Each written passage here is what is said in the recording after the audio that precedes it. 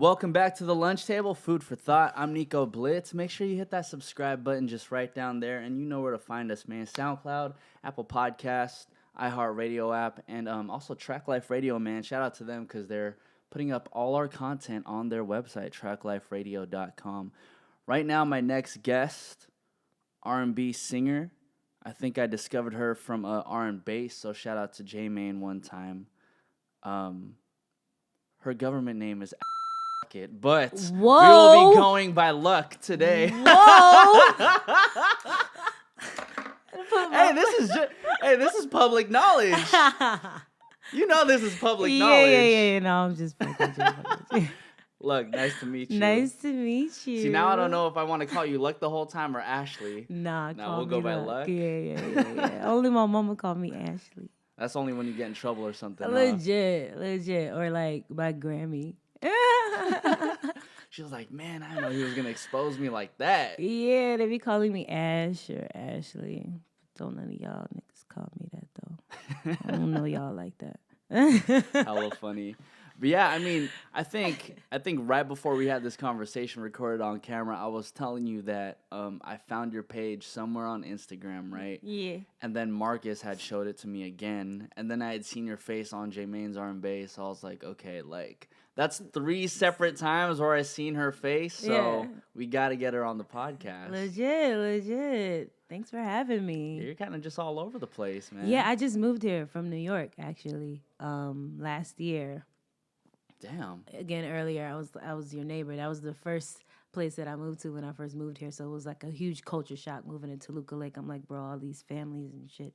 Mm-hmm. Whoa, like we're like, some youthful people and people that I could like, I don't know. Yeah, I mean, moving over here to North Hollywood, I'm just like, man, there's a couple upstairs. There's like a family over there. I'm just like, I need like the youth. Legit, I was a little uncomfy, so I had to like make a move. But yeah, I just got here and it's been fun. I've been performing, releasing records, working on a project, and yeah, I'm out here. I'm working. Yeah.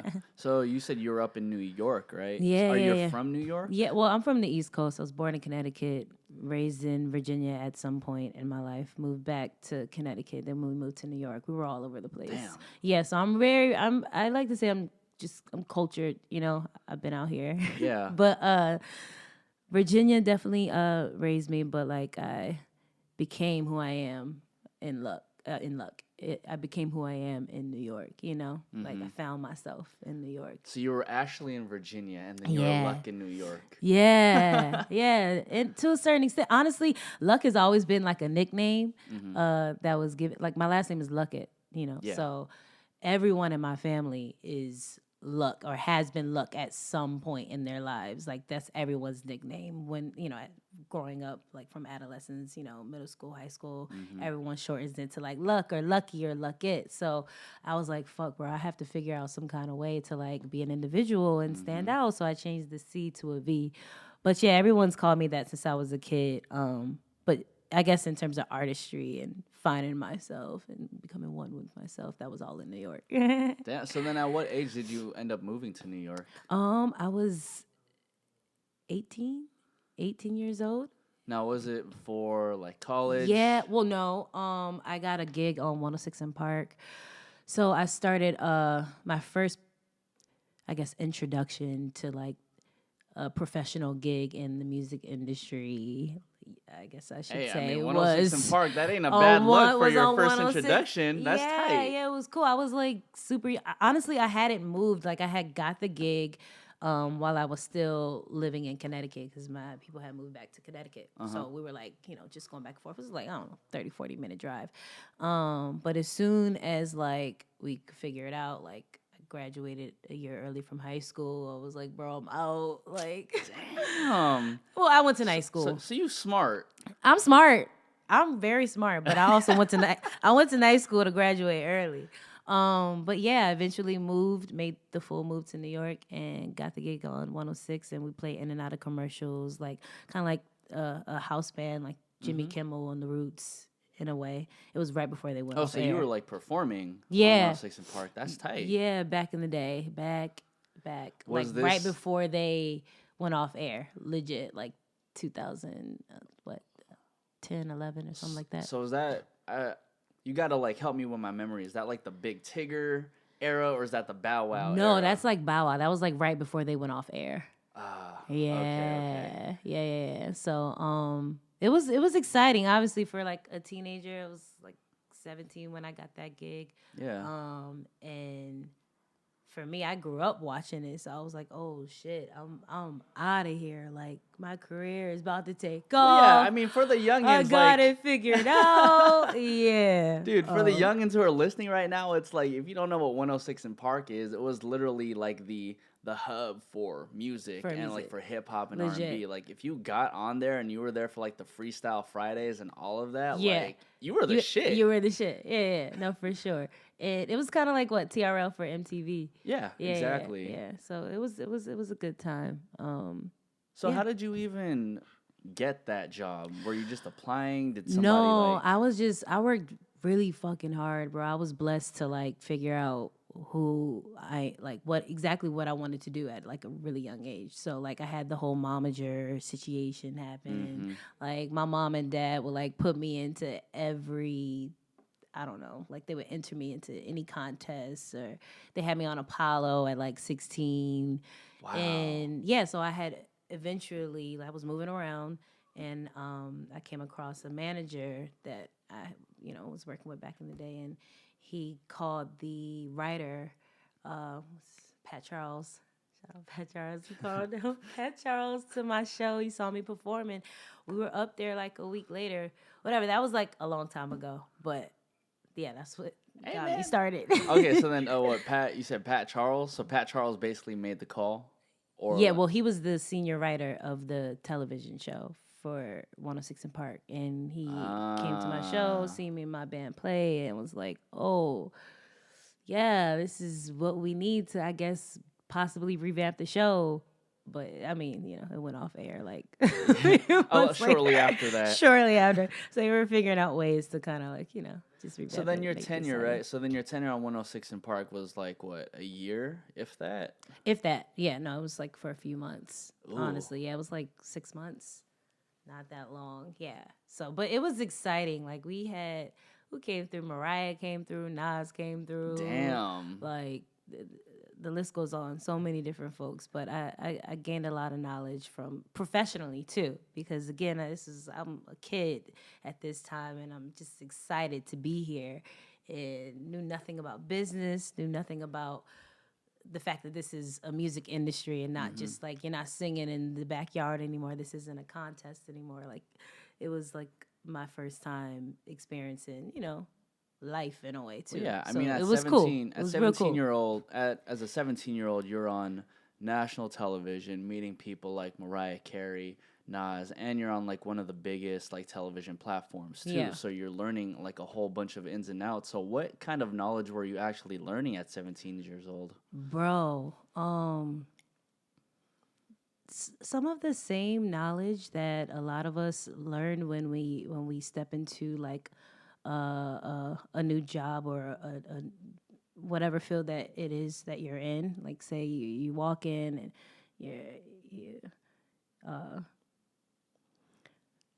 how can I say this without you just learn how to be like politically correct, let's say, when it comes to like certain things, that's definitely what I learned from it. I was just like, oh shit, this is a job.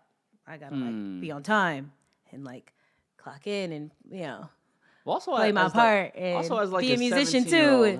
Right. Like, as a 17-year-old, you also have to figure out like, how do I also not freak out in situations where like all these celebrities are coming in and out of this one studio session? Legit. I feel like that was a piece of cake for me. That part of it. It was just the other side of like the details, the logistics, and all that I was like, whoa, what? I thought all I had to do was perform, that type shit. Well, I mean, what type learning about the business, of it all. I mean, what exact like you're kind of like circling around it. I'm trying to like understand what exactly you're getting at. I guess just knowing how to interact with like your peers and stuff like that. The people that you work with.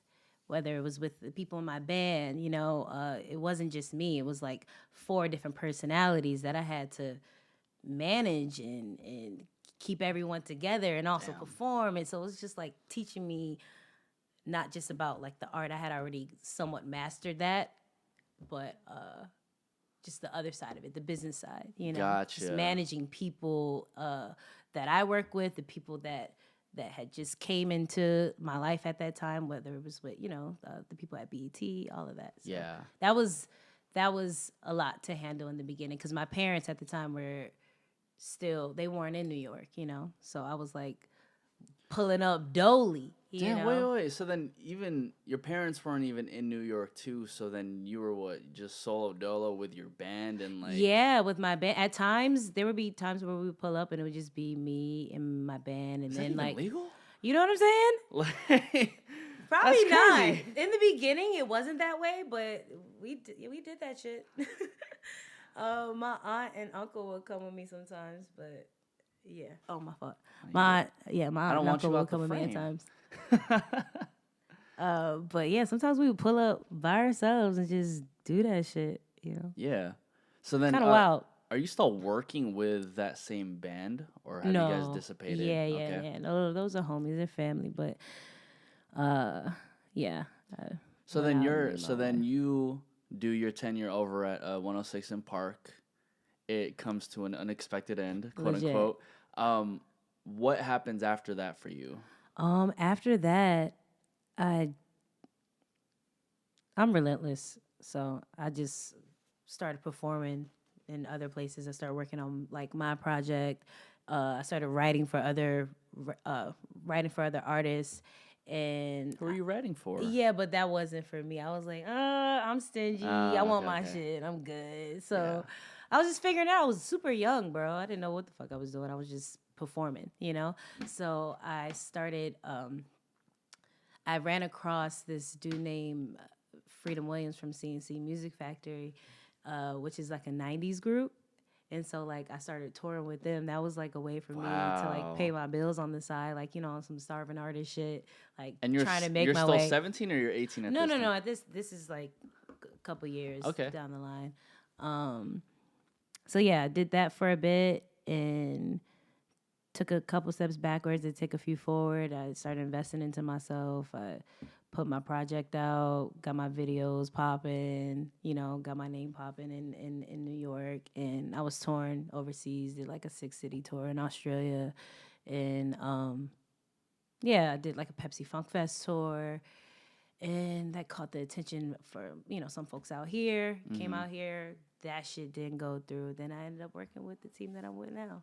Damn. Yeah, it's kind of crazy. Yeah, I mean, it really does sound like a lot of 2 steps forward and like 3 back. Yeah.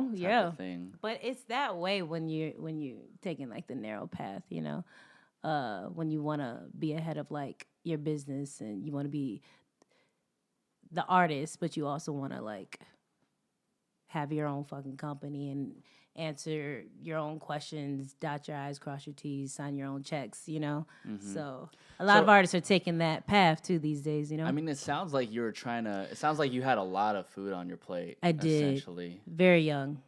Yeah. Damn, man. Yeah. But it's popping, like that's why I go so hard today, and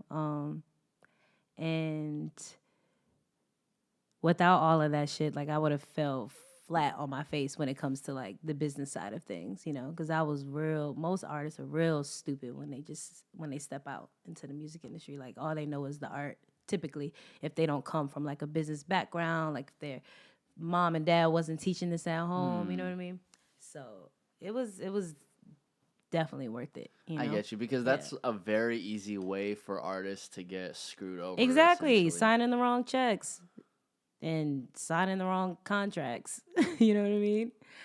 Not all checks are good checks. So I'm assuming you've had like a fucked up check or like a fucked up deal at one point. No, not necessarily. No, I never like took the risk because I was smart. I was learning super early. That nah, we not gonna go this way. We not gonna go that way because, ooh, nah, bruh. It's like you kind of see the future once it's all laid out for you. Yeah, super young, So I'm like, nah, I'm good. And I had my family, and they're super supportive, and they've always kind of helped guide me too on like decisions and all that jazz. Yeah. So, yeah. Well, it's good to know that you have some family support with that. Yeah. Because especially as like you entering the music industry that early, it could have been super easy as your parents just saying, nah, you're not doing that. Oh yeah, for sure. Yeah, no, my parents are dreamers. They like picked up and moved multiple times.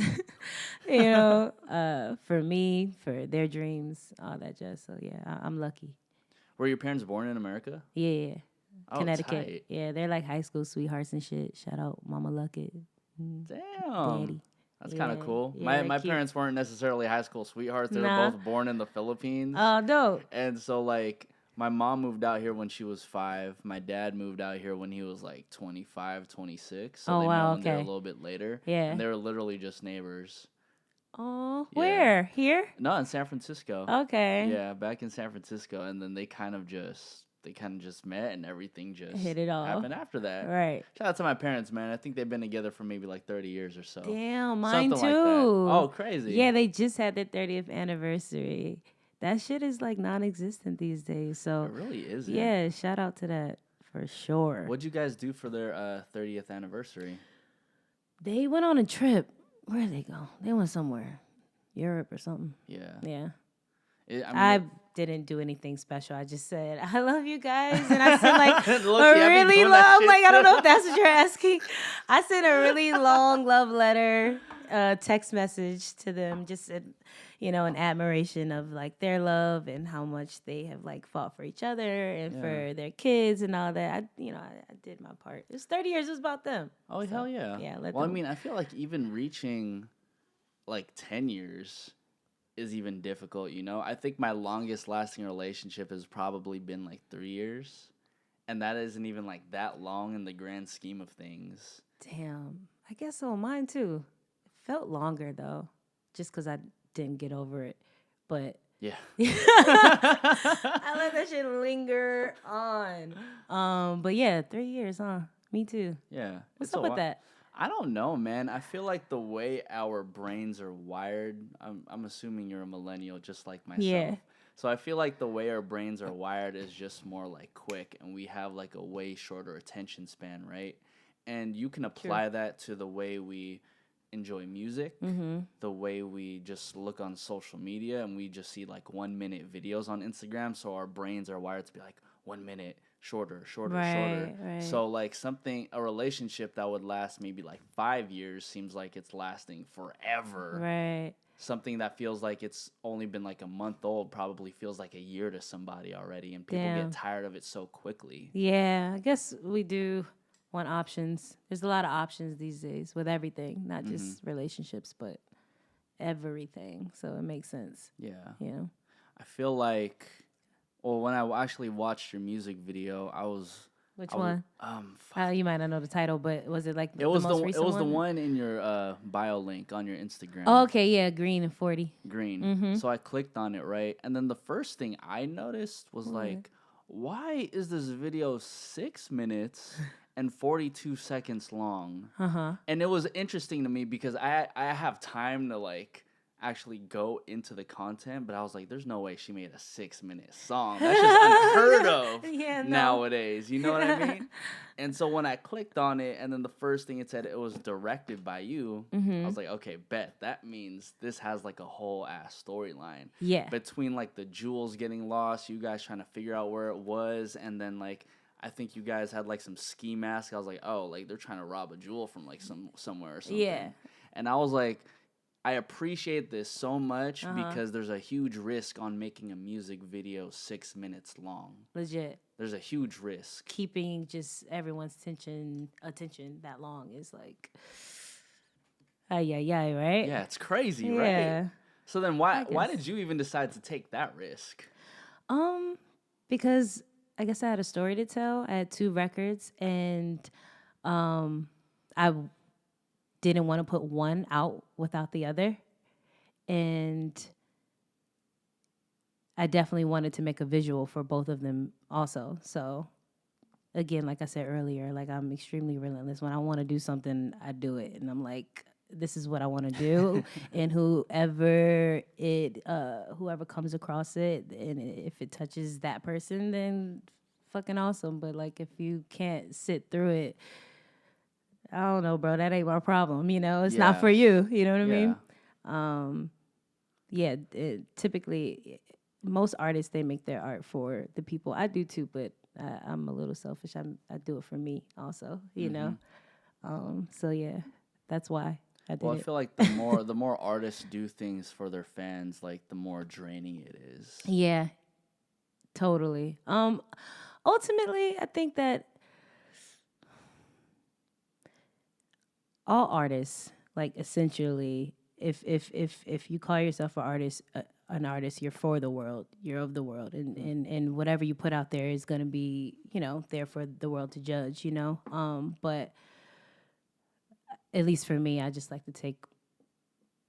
I think self care and all of that jazz is like really important. So taking my power back and making things that I feel good about and things that like I won't waver in.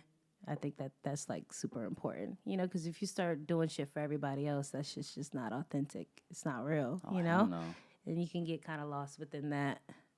And most artists do, and then they figure it out, and then they get lost again, and then they figure it out.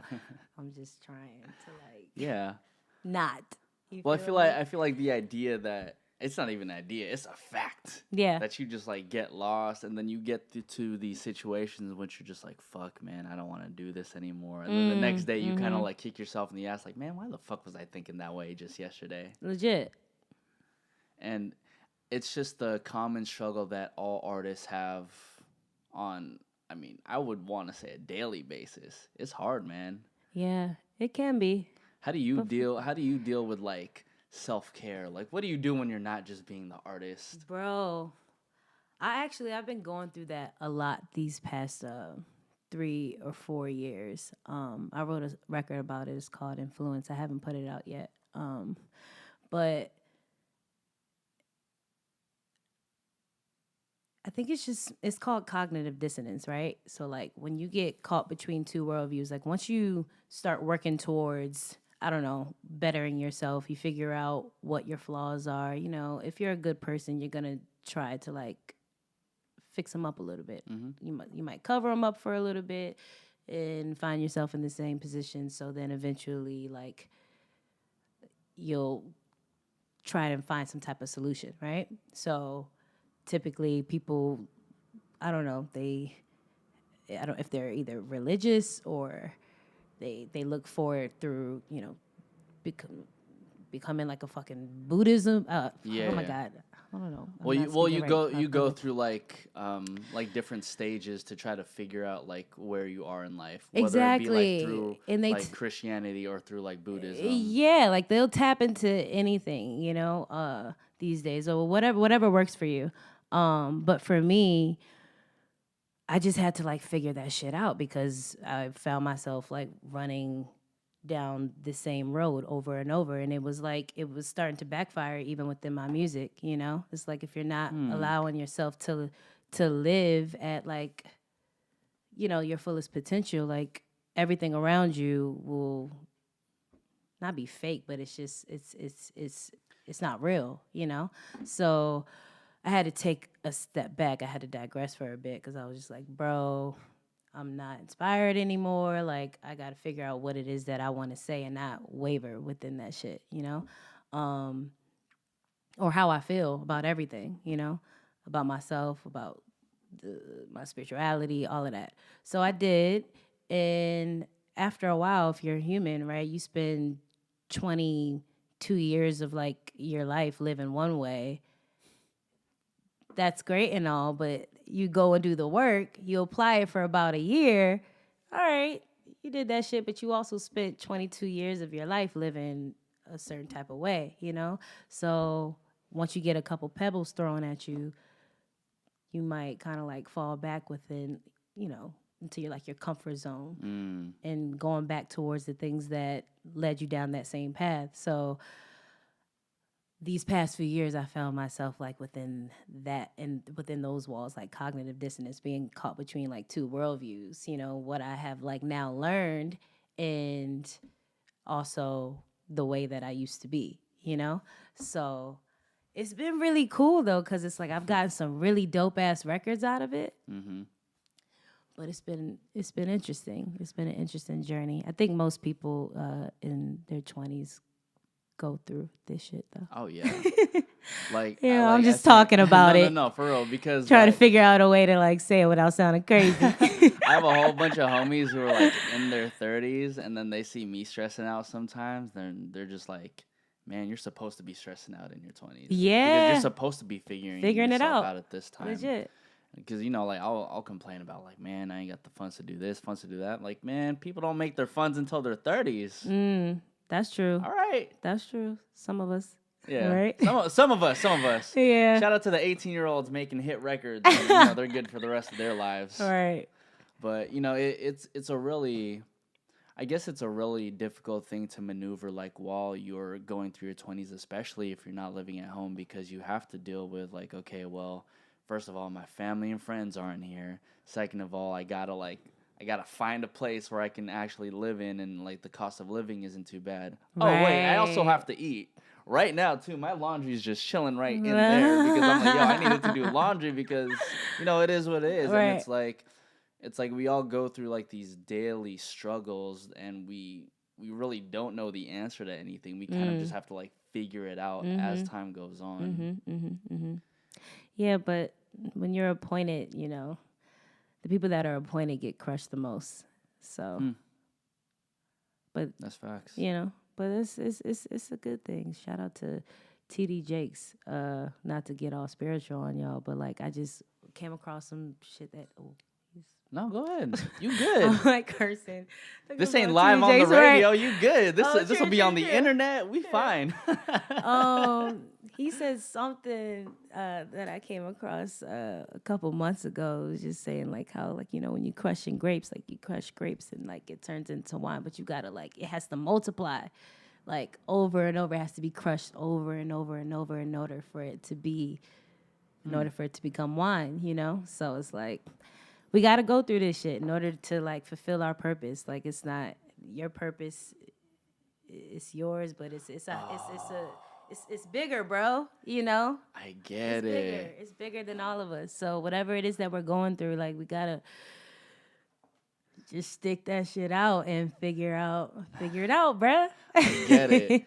I mean, I now I'm like stuck on this grape situation. Because as you're talking about the grapes, I'm over here racking in my brain, like, why is she talking about grapes right now? I'm like, no, but so, for instance, right? So, let's just say the greater purpose of grapes is to get you drunk. Because it's wine, right? Essentially. But as a grape, the only way to get to wine is if you crush it. And you kind of apply that to somebody's life in which it's like, you get crushed down so much for the sole purpose of fulfilling your greater purpose. Yeah, to like to be strong enough to become rich, like to not be broken. Like wine is like, bro, the older it gets, right?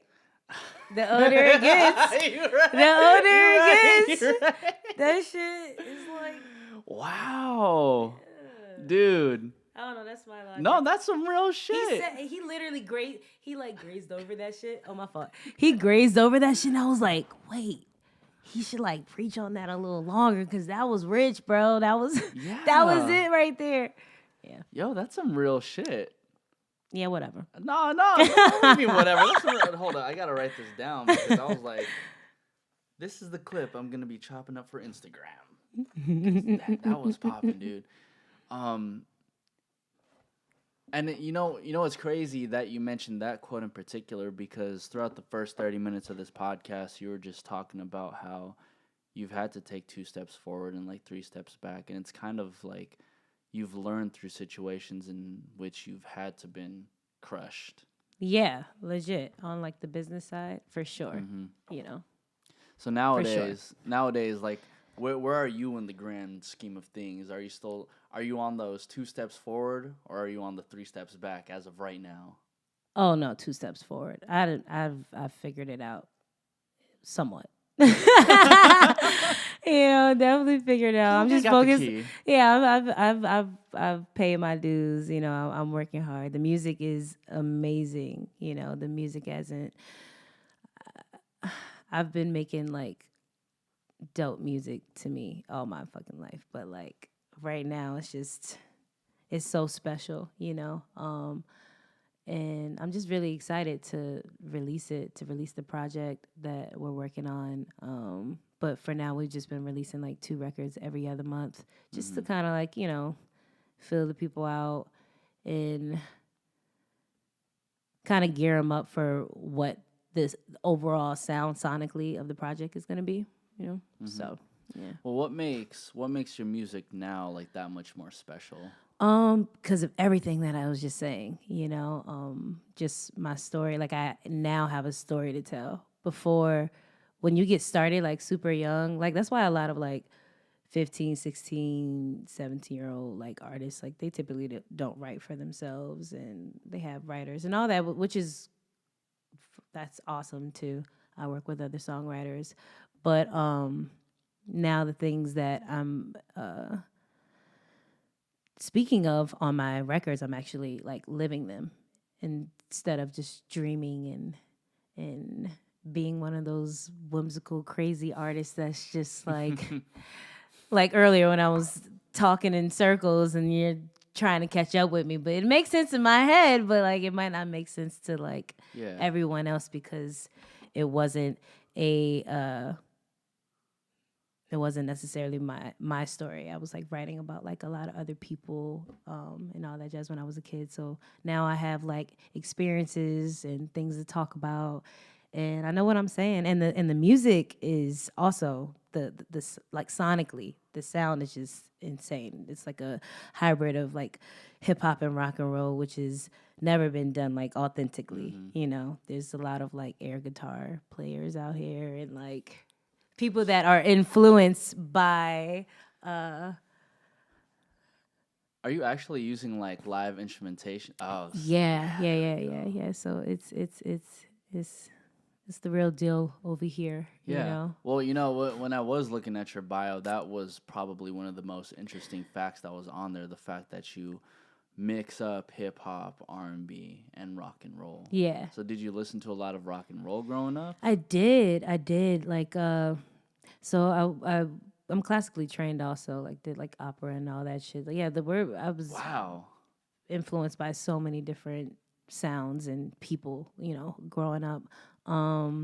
I will go home and I hear people like Stephanie Mills playing and Mary. One of the records that he has on the walls. Because my parents were very much so into, R&B and soul. But like the friends that I had, when I would like leave outside of my house and when I turn on the radio and go to parties and all that shit, like we were listening to, Blink 182 and Nirvana and No Doubt and Evanescence and people like that. So no Linkin Park? Of course, Linkin Park. Okay, There's so many. Linkin Park's my favorite band. Of course. Come on. Rest in peace, Chester, by the way. Exactly. Numb is one of my favorite records. But yeah, So you must have been going crazy when Linkin Park and Jay-Z had that collaborative album. Hell yeah. That was like the dopest thing in the world back then. Legit. I was on that shit back in the day. I just didn't fully know what the fuck I was doing. But I was on to something, you know what I mean? And it's so crazy how like I've made my way back to that, in terms of just like the music that I'm making right now and the artist that I've become. But yeah, I was like not confused, but just highly, highly influenced by so many different like types of music growing up. So